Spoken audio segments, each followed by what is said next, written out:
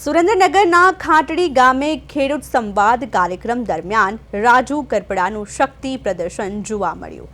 ભાજપમાં જોડાવાની ઈચ્છા વ્યક્ત કરતા તેમણે સરકાર સામે કેટલીક શરતો પણ મૂકી છે।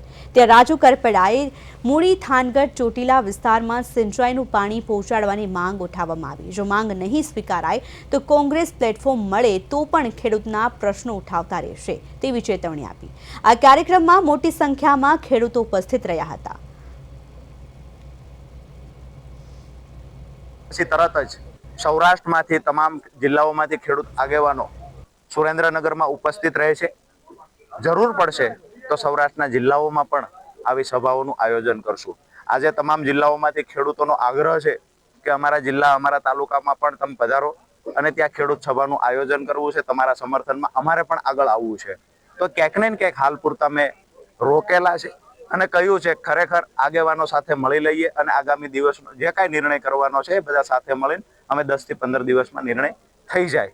પરંતુ ખેડૂતોનો આગ્રહ છે કે સૌરાષ્ટ્રના તમામ જિલ્લાઓમાં પ્રવાસ કરો। આગામી દિવસોમાં મને એવું લાગે છે હોળી પછી જે કાંઈ નિર્ણય કરવાનો છે ખેડૂત આગેવાનો સાથે મળી અને ફાઇનલ નિર્ણય મીડિયા સામે આવીને ચોક્કસથી કરી લે।